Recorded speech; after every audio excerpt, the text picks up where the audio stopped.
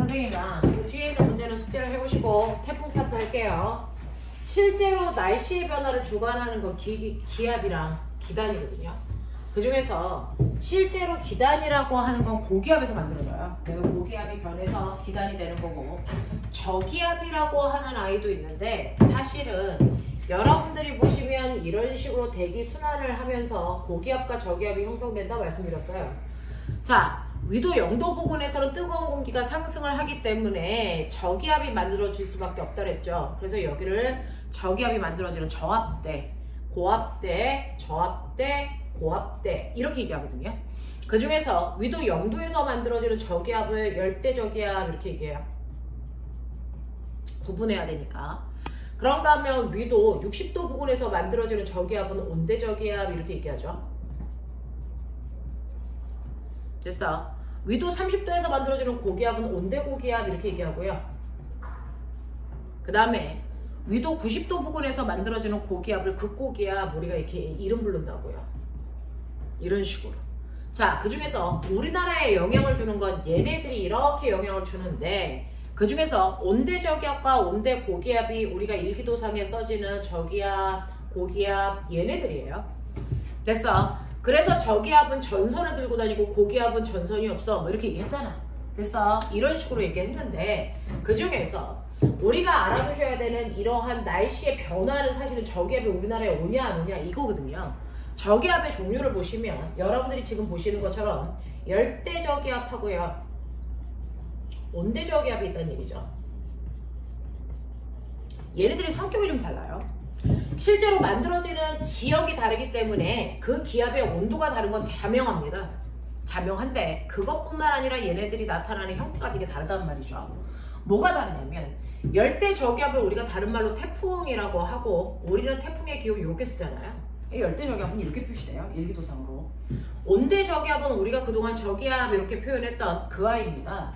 자, 얘네들인데 이 중에서 열대 저기압은 평상시에 우리한테 영향을 주는 게 아니고요. 늦여름, 초가을, 태풍이 오고 있어요 라고 할 때 얘네들이 우리나라에 한 10번 정도 옵니다. 그때만 영향을 주는 거고, 평상시에 우리나라에 영향을 주는 건 온대 저기압이죠. 됐죠? 얘네들이 전선을 들고 다녀요.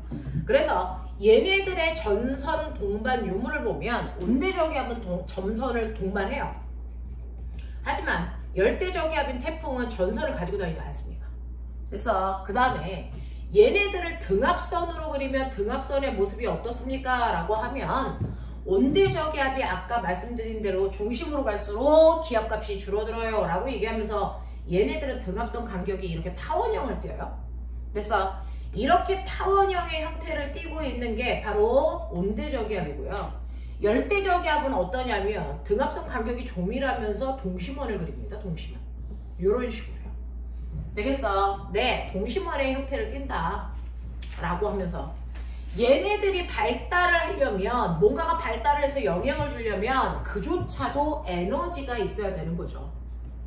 그럼 이 에너지 원은 뭐냐 라고 하면, 사실은 온대 저기압은 찬 공기와 더운 공기가 만나서 그 경계면에서 더운 공기가 상승하면서, 됐어? 네, 더운 공기가 상승하면서 구름을 만들고 이렇게 되는데, 문제는 찬 공기와 더운 공기가 만났을 때 꼬맹아 봐봐. 찬 공기는 무겁다 그랬어. 더운 공기는 가볍다 그랬어. 근데 얘네들이 만나면서 더운 공기가 상승하니까 어떠냐면 무게 중심점이 점점 내려가요. 찬 공기가 내려가니까. 그래서 무게중심이 점점 내려가기 때문에 얘는 위치 에너지가 점점 감소해요. 위치 에너지가 점점 감소해서 그게 바로 뭐가 되냐면 움직이는 운동 에너지로 바뀝니다. 그래서 세력을 키우는 거예요. 그러니까 얘는 역학적 에너지의 전환이 에너지원이 된다. 알겠냐? 이렇게 되는 거예요. 자, 그런가 하면 이 태풍이라는 거의 에너지원이 뭐냐? 이게 바로 잡열이에요. 다른 말로 얘기하면 숨은 열이라고 하는, 눈에 보이지 않는 열이 태풍의 에너지원인데, 이게 뭐냐면 실제로 태풍이 만들어지는 건 열대지방에서 만들어지잖아요. 열대지방에서 만들어지니까 열대지방의 위도 0도부터 30도까지 태풍이 만들어질 것 같지만, 사실은 태풍이 만들어지는 위도를 보면 5도에서 25도 사이에서만 만들어져요. 됐죠? 첫 번째, 0도부터 5도까지는 태풍이 만들어지지 않는다. 이유가 뭐냐면 전향력이라고 하는 게 만들어지지 않기 때문이다. 이렇게 얘기하거든요. 그래서 태풍은 여기에서 만들어지면서 조건이 있어요. 바다에 있는 물이 증발하면서 만들어지는 거거든요. 자, 그러기 위해서 해상에서 만들어지는데 바닷물의 온도가 뜨거워야 된다고요. 27도 이상의 수온을 가지고 있는 바다 위에서 만들어져요. 알겠습니까? 여기에서 만들어집니다. 조건이 까다롭습니다. 됐죠? 자, 근데 이렇게 해서 태풍이 열대지방 해상에서 이렇게 열을 받아서 만들어질 때요. 태양으로부터 열을 받으니까 그 뜨거운 열을 흡수를 하면 물이 수증기로 바뀌죠. 그래서 열대 해상 주변에 수증기가 이렇게 있어요. 자, 수증기가 만들어지면 가벼우니까 상승하는 공기를 타고 올라가겠죠. 자, 근데 올라가면 올라갈수록 뭐합니까? 추워요. 그래서 열을 뺏긴다고요. 거꾸로 올라가면서. 자, 올라가면서 열을 뺏기면, 열을 흡수했을 때 물이 수증기로 바뀌면, 열이 뺏겨지면 다시 수증기가 뭘로 바뀌니? 물로 바뀌어요. 됐어? 네. 물로 바뀌면서 상태 변화가 일어나죠. 됐죠? 그 상태 변화가 일어나면서 열을 밖으로 방출한단 말이죠. 이렇게 열이 밖으로 방출되면 방출된 열 때문에 밖에 있는 공기가 뭐해지면 뜨거워져요. 이해합니까? 자, 이렇게 수증기가 물방울로 바뀌면서 그 잡열에 의해서 주변의 공기를 뜨겁게 만드는데 뜨거운 공기는 가벼우니까 더 빠르게 상승합니다. 됐죠? 얘가 더 빠르게 상승한다고요. 그래서 상승 기류를 대규모로 만든다고요. 그러면은 수증기가 더 빨리 올라가면서 잡열을 계속 발생시키고 주변은 더 뜨거워지고 이게 계속 반복되는 거죠. 됐죠? 그래서 주변의 공기를 이런 식으로 상승을 시키면서 수증기를 무한 공급시켜요. 그러면 잡열이 계속 발생하면서 태풍의 규모가 엄청 커집니다. 됐죠? 라고 하는 이 잡열이 공기를 상승시키는 에너지원이 된다. 이게 태풍이다. 알겠습니까? 네, 라고 합니다. 그래서 태풍은 첫 번째, 수증기 공급이 계속 일어나야 된다. 그러니까 해상을 지나갈수록 태풍의 규모는 커진다. 육상으로 가면 태풍의 규모가 갑자기 작아진다. 알겠습니까? 그 얘기고, 위로 올라가면서 잡열이 공급되기 때문에 공기의 상승이 대단히 빠른 속도로 일어난다. 이게 태풍의 규모를 만든다. 알겠습니까? 이 얘기예요. 그래서 태풍이 만들어질 때 에너지원은 잡열이고요. 우리가 알고 있는 온대 저기압의 에너지원은 역학적 에너지의 전환입니다. 무슨 말인지 알겠어? 이런 것들이 에너지원이 돼서 태풍이라고 하는 게 만들어지면서 온대 저기압과 열대 저기압의 성격은 전혀 달라진다. 알겠습니까? 성격이 전혀 달라지는 거거든요. 자, 그 중에서 오늘 여러분들이 배우셔야 되는 건 태풍이라고 하는 열대 저기압이에요. 이 열대 저기압이 위도 5도에서 25도 사이에 해상 27도 수온 이상의 해상에서 자, 물이 증발하면서 수증기가 만들어지고 그 수증기가 상승하면서 주변의 공기를 더 뜨겁게 만들어서 더 빠른 속도로 상승할 수 있게 만든다. 자, 그러면 이렇게 공기들이 상승을 하다 보면 밑에 공기 양이 줄어들겠죠? 그러면 그 빈자리를 어떻게 채웁니까? 옆에 있는 공기들이 말려 들어옵니다. 됐죠? 말려 들어오면서 얘가 상승, 말려 들어오면서 또 상승. 그래서 엄청나게 빠른 속도로 공기를 빨아들이는 힘이 생겨요. 저기압이 된다는 얘기죠. 됐죠? 이렇게 해서 열대 저기압이 만들어집니다. 자, 그러면 이 열대 저기압이 위도상으로 보면 위도 5도에서 30도 사이에서 형성이 됩니다. 됐죠? 전향력에 의해서 태풍이 만들어지면 얘가 지구가 이런 식으로 됐죠? 네, 회전을 하니까 태풍이 밀립니다. 이렇게. 알겠죠? 태풍이 밀려갑니다. 자, 그래서 태풍이 위도 0도에서 30도 사이에서는 서쪽으로 밀려가요. 서쪽으로 밀려간다고요. 됐죠? 이렇게 서쪽으로 밀려가는데 이때 여기 위도 0도에서 30도 사이에는 무역풍이 이렇게 불잖아요. 그러면 태풍이 무역풍의 방향으로 이동하기는 하지만 정확하게 방향이 같은 방향이 아니니까 태풍의 움직이는 속도는 느리다고요. 그래서 그 느리게 적도지방을 지나가면서 엄청나게 많은 수증기를 갖고 가게 돼요. 그러니까 여기가 발달 지점이겠죠. 자, 그랬다가 위도 30도가 되면 얘가 턴합니다. 왜? 편서풍의 영향을 받으니까. 됐죠? 편서풍의 영향을 받아서 태풍이 서쪽으로 이동하던 게 갑자기 편서풍의 영향으로 동쪽으로 휘게 돼요. 이렇게. 그래서 태풍의 이동 경로는 됐어? 포물선의 형태를 띱니다. 포물선의 형태를 띱니다. 이렇게 포물선의 형태를 띠는 이유가 바로 무역풍과 편서풍의 영향이다. 무역풍 때문에 왼쪽으로 밀리고 편서풍 때문에 다시 오른쪽으로 밀린다. 알겠어? 그 오른쪽으로 밀릴 때 위도 30도에서 60도 방향으로 밀리는 순간 편서풍이 부는 방향과 태풍이 이동하는 방향이 같아요. 그래서 이때 태풍의 속도가 더럽게 빨라져요. 되겠냐? 그래서 위도 0도부터 30도까지는 태풍이 지나가는데 일주일째 걸리면 우리나라 하루 이틀이면 지나가 버리거든요. 속도가 되게 빨라서 그래요. 알겠습니까? 네. 이렇게 빠른 속도로 움직이면서 태풍의 경로에 영향을 주는 대기 대순환이 무역풍과 편서풍이다. 알겠어? 자, 그러면서 이렇게 태풍이 생기는데 이 태풍이 지나가는 곳을 중심으로 했을 때 여러분들이 태풍을 이런 식으로 그려보면 자, 중심선을 기준으로 오른쪽 반원하고 왼쪽 반원으로 나눠줘요. 보이죠? 자, 오른쪽 반원하고 왼쪽 반원이 나눠집니다. 자, 그 중에서 위도 어디에 있던지 오른쪽 반원에 있는 나라들이 태풍의 피해를 가장 많이 봅니다. 알겠어? 그래서 태풍의 오른쪽을 우리가 위험 반원이라고 부른다. 태풍의 왼쪽을 안전 반원이라고 부른다.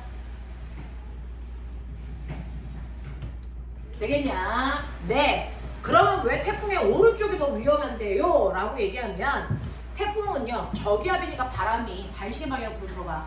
됐어? 그럼 반시계 방향으로 들어가봐. 반시계. 되겠습니까? 네. 그 다음에 반시계니까 어떻게 불어가야니? 이렇게. 맞죠? 이렇게 그죠? 자, 그랬을 때 실제로 태풍이 부는 바람과 여기에 있는 편서풍의 방향이 보시면 오른쪽은 편서풍의 방향과 태풍의 방향이 같아요. 풍속이 더 세지죠. 알겠어? 왼쪽은 편서풍의 방향하고요, 태풍에서 공기가 빨리 들어오는 방향이 반대입니다. 풍속이 약해지죠. 알겠어? 그래서 여기에 피해가 큰 거예요. 얘도 보시면 됐죠? 반시계 방향으로 이렇게 불어 들어가고요, 반시계 방향으로 이렇게 들어갑니다. 맞죠? 그랬을 때 태풍의 진행 방향과 같은 방향이 오른쪽 반응이라고요. 그래서 영향을 훨씬 더 많이 받는다고요. 알겠습니까? 그래서 어느 쪽에 있던지 태풍의 오른쪽 반응이 풍속이 세져서 그래서 피해가 크다라고 하는 거 기억해 주시면 되고, 이런 식으로 태풍이 불 때요, 얘네들이 보면 태풍이 이런 식으로 움직여 갈 때요, 우리나라가 여기에 있느냐 여기에 있느냐에 따라서 풍향이 다르게 느껴집니다. 됐죠? 만약에 우리나라가 태풍에 됐죠? 오른쪽에 있다면 위험 반원이에요. 그렇죠? 우리나라가 태풍의 오른쪽에 있다면 위험 반원에 있는 거예요. 자, A에 있을 때라고 합니다. 태풍이 여기서부터 1번 위치에서 2번 위치로 3번 위치로 이렇게 지나가지 않겠습니까? 무슨 말인지 알아? 자, 그러니 위험 반원에 있을 때는 반시계 방향 바람이 불어 들어가는 거니까 반시계 됐죠? 우리나라가 반시계 방향, 태풍의 중심이 여기 있을 때 반시계 방향으로 이렇게 불어 들어가죠. 이렇게 들어가죠. 여기에 태풍의 눈이 있으면 바람이 이렇게 오죠. 무슨 말인지 알겠어? 알겠어? 네. 그래서 이런 식으로 오게 되면 태풍의 눈이 아래에 있을 때는 여기서 우리나라 쪽을 향하는 바람이 이렇게 부는 거고요. 여기 있을 때는 중심을 향해 들어가니까 이렇게 되고요. 그 다음에 이렇게 가니까 너네들이 보시면 풍향이 이런 식으로 바뀌어요. 맞아? 네. 시계 반대 방향으로 풍향이 바뀝니다. 자, 여기에 있으면 반시계 방향으로 불어 들어가니까 풍향이 이렇게 됐다가 이렇게 됐다가 이렇게 됩니다. 그래서 이렇게 올라오게 되죠. 됐죠? 풍향이 이렇게 바뀐다고요. 무슨 말인지 알겠어? 네. 라고 해서 풍향의 변화도 한번 보시면 되죠. 됐니? 네. 그러면서 여기에서 풍향 변화를 우리가 이제 외울 때요, 여러분들이 보시면 이렇게 개구리가 간다 라고 해서 이렇게 돌 때 개구리가 손을 젓는 방향을 보시면 이렇게 저어요.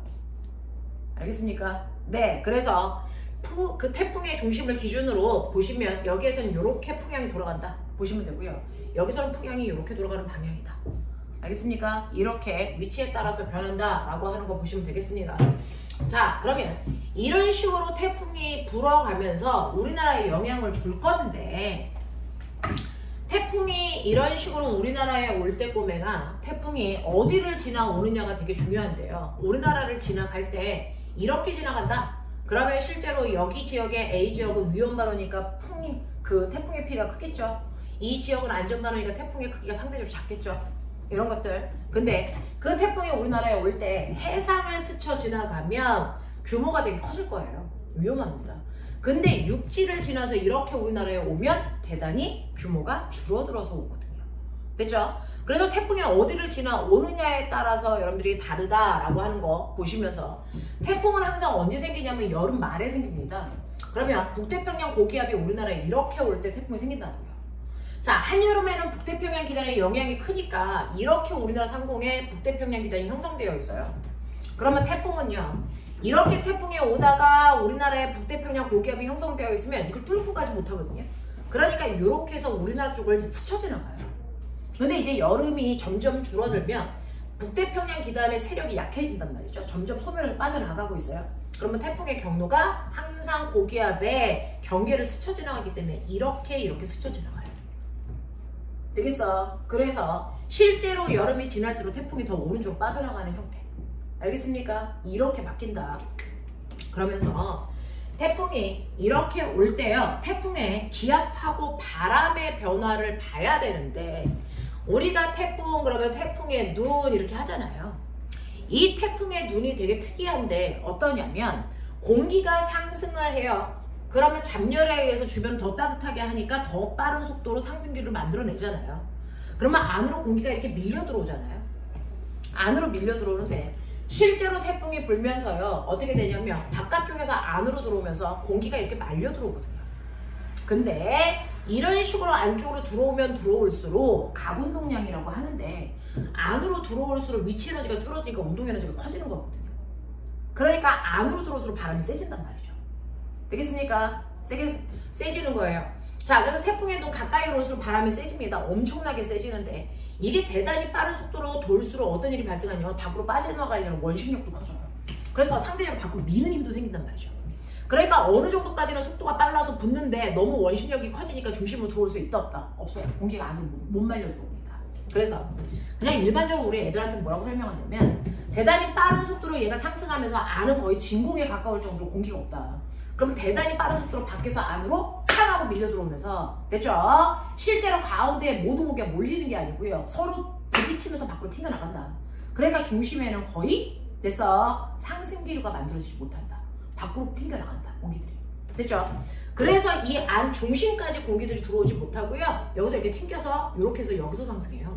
이렇게 중심으로 못 들어오고 튕겨나가서 이렇게 상승해버려. 그래서 거의 안에는요. 그 기압값이 대단히 작아집니다. 엄청나게 작아져요. 공기들이 거의 없습니다. 그렇다고 우리가 죽을 정도는 아니고 그래서 일반적인 기압에 비해서 기압값이 훨씬 낮아진다고요. 됐죠? 그래서 태풍의 중심으로 갈수록 기압값은 점점 작아집니다. 라고 해서 여기가 태풍의 눈이에요. 태풍의 눈으로 갈수록 기압값은 작아집니다. 이런 식으로. 알겠어? 기압 그래프예요. 기압이 훨씬 낮아집니다. 공기가 거의 없으니까. 됐죠? 그래서 얘가 이렇게 주변으로 상승을 하게 되는데 생각해봐. 그러면 중심에 공기가 없어지는 건 말이 안 되잖아요. 여기에 기압이 상대적으로 낮기 때문에 어떤 일이 발생하냐면 올라가는 공기를 얘가 빨아들여요. 이런 식으로. 올라가고 있는 공기 중에 일부를 빨아들인다고요. 알겠습니까? 그래서 중심에는 약한 하강기류가 만들어져. 고기압은 아닌데 약한 하강기류가 생겨. 그럼 구름 생길까 안 생길까? 생길 수가 없어요. 구름은 상승기류가 있어야 생기는데 중심으로는 하강기류가 만들어져요. 그러니까 태풍의 눈은요. 구름이 하나도 끼지 않습니다. 구름이 없습니다. 날씨 맑음입니다. 오히려. 그래서 구름은 태풍의 주변으로만 생긴다. 태풍의 주변부에만 생긴다. 태풍의 눈의 주변부에만 구름이 생기는 거고 태풍의 눈에는 구름이 하나도 없습니다. 날씨 맑음입니다. 알겠어? 그 주변부에 열나 커다란 구름이 생기고 또 생각해봐. 오른쪽에 위험반응이라든지 오른쪽에 구름의 규모가 대규모로 생기고요. 왼쪽에 구름은 상대적으로 작아요. 알겠습니까? 요런 키높이도 생겨요. 알겠죠? 이렇게 된다. 그래서 기압값은 안으로 갈수록 작아지는 건 맞다. 됐어? 그래서 기압이 제일 낮은 쪽이 태풍의 눈이다. 알겠냐? 네, 태풍의 눈이다. 근데 기압의 그 태풍의 눈에는 기압이 너무 얕기 때문에 순간적으로 안으로 공기가 밀려 내려오는 하강기류가 부분 생긴다. 이것 때문에 구름은 없다. 알겠습니까? 그래서 태풍의 눈이 가장 많은 비가 올 것처럼 보이지만 태풍의 눈에는 비가 하나도 안 옵니다. 주변부에만 옵니다. 알겠어? 네. 그리고 풍속은 어떻습니까? 라고 하면 안으로 들어올수록 바람은 세집니다. 근데 태풍의 눈은 바람이 안 붑니다. 풍속이 0이 됩니다. 됐어? 자, 그래서 풍속이 0이 되는 이런 지점이 있다면 여기가 태풍의 눈이야 라고 보시면 됩니다. 됐어? 네. 바람은요. 태풍의 눈 쪽으로 갈수록 세지는 거 맞아요. 하지만 태풍의 눈은 바람이 거의 없다. 알겠습니까? 이렇게 되는 거. 그래서 기압과 풍향을 그림으로 그렸을 때 너네가 어떤 모습이구나 라고 하는 걸 느껴야 되는데 140페이지. 정신 차려. 140페이지에 밑에 있는 그림 보시면 태풍의 실제 그림하고요. 이때 기압과 바람의 그래프가 나와져 있어요. 보시면 구름이 보시면 오른쪽에 훨씬 더 발달되어 있는 형태여야 되고요. 태풍의 중심에는 약한 하강 기류가 있어요. 보이니? 네. 자, 그러면서 옆에 있는 표 보세요. 태풍의 중심의 기압이 낮아지고요. 됐죠? 태풍의 중심으로 갈수록 바람이 점점 세지다가 태풍의 눈에만 풍속이 거의 됐죠? 제로 가까이가 되고 있어요. 됐죠? 이런 성격을 띠고 있는 게 바로 태풍이다 라고 하는 거야. 되겠냐? 네. 143페이지. 할 거 다 했어요. 143페이지죠? 됐죠? 1번부터 6번까지 빨리 해.